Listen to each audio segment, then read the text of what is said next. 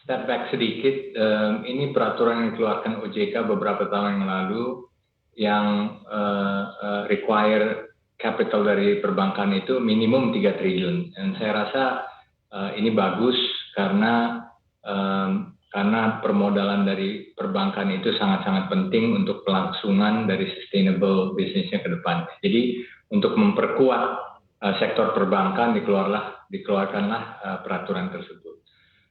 Untuk memenuhi ketentuan modal yang 3 triliun tersebut, kita memang seperti Anda bilang tadi, memang banyak kejadian mengenai merger dan akuisisi untuk memperkuat struktur permodalan sesuai dengan peraturan OJK tersebut. Saya rasa itu baik, itu sangat bagus. Kita tahu sendiri di Indonesia ini ada lebih dari 100 bank yang beroperasi, dan saya rasa bila situasinya lebih solid untuk tiap perbankan tersebut, saya rasa secara industri akan jauh lebih kuat dan sehat.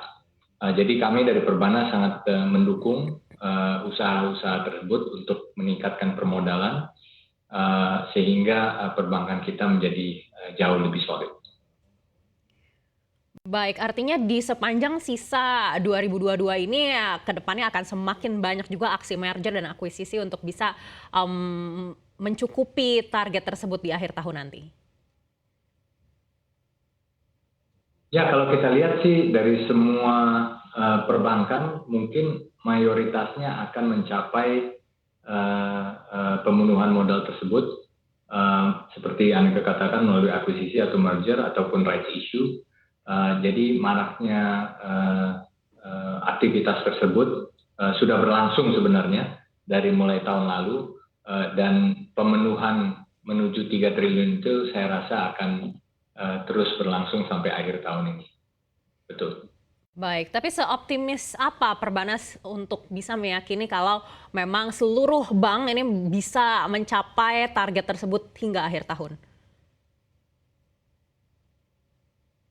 Ya, saya rasa kita cukup optimis ya, kalau kita melihat dari beberapa situasi yang sudah terjadi dan sedang terjadi, minat dari investor dari dalam negeri, dari luar negeri untuk turut berpartisipasi di industri perbankan ini untuk membantu memenuhi ketentuan modal tersebut, saya rasa sangat positif.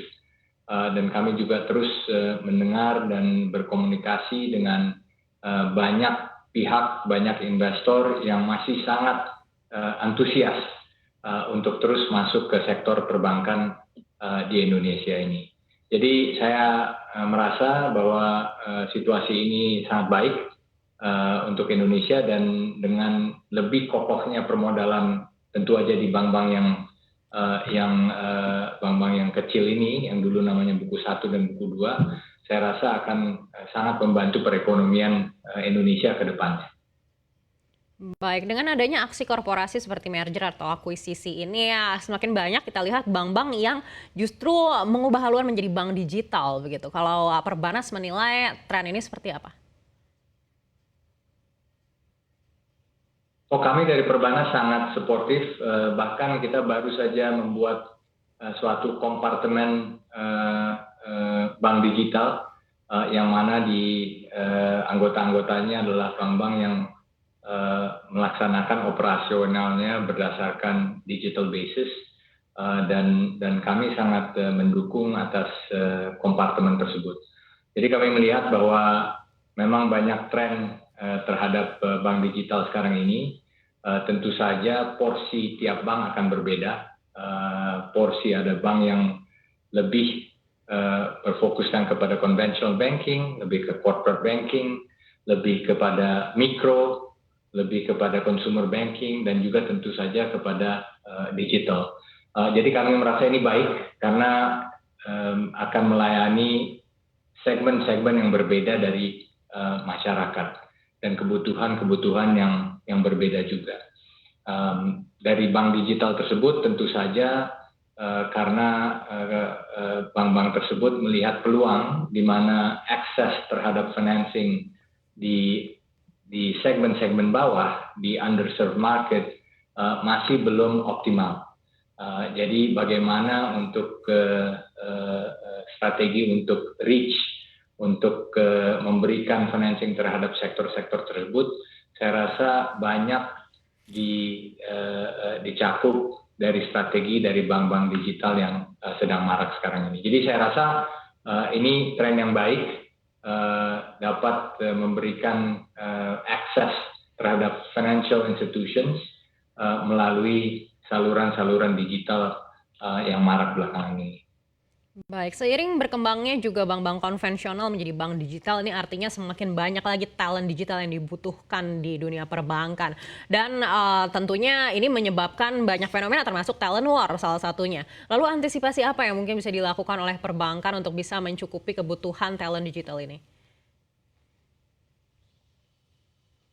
Ya, kalau kita lihat ya, talent war itu dari beberapa puluh tahun yang lalu sampai sekarang akan terus terjadi karena pertumbuhannya sangat pesat di sektor perbankan dan apalagi sekarang dengan adanya pesat pertumbuhan di sektor teknologi. Tapi mungkin dari yang dulu talent war itu berbeda sifatnya atau berbeda skillnya dengan yang sekarang. Yang dulu mungkin lebih kepada branch manager, kepada RM, kepada sales, dan sebagainya. Tapi sekarang lebih kepada tech, lebih kepada product specialist, lebih kepada engineer. Dan saya rasa ini yang memang sudah diantisipasi tapi tidak fast enough. Dikarenakan talent war yang seperti Anda katakan tadi bukan hanya terjadi antar perbankan, tapi juga dengan tech company di luarnya. Jadi banyak startups, banyak tech companies yang masih berkembang dengan pesat di Indonesia ini membutuhkan tech talents yang tidak sedikit. Dan oleh sebab itu saya merasa ini suatu peluang bagaimana perbankan bisa bukan hanya hire these talents, tapi bisa develop mereka. Jadi kita lihat nih dari banyak universitas, dari banyak sekolah-sekolah kejuruan, yang mana tech talents itu bisa dapat kita kelola, kita kembangkan, dan mudah-mudahan menjadi significant senior talents in the future. Jadi saya rasa ini memang suatu situasi yang mengakibatkan talent war itu terjadi, tapi ke depannya sendiri saya rasa ini merupakan peluang yang bagus untuk kita mendevelop talent-talent itu dari bawah. Sehingga mereka bisa terus berkembang di industri perbankan dan juga di industri-industri tech lainnya.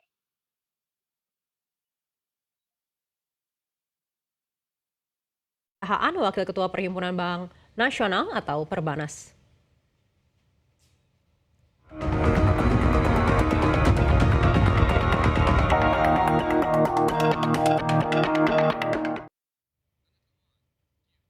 Dan dialog Money Talks tadi sekaligus menjadi akhir Power Lunch kali ini. Terus saksikan CNBC Indonesia di cnbcindonesia.com dan Transvision Channel 805. Jangan lupa kami juga hadir di channel TV digital di berbagai wilayah di Indonesia. Saya Anaka Wijaya, CNBC Indonesia, Beyond Business.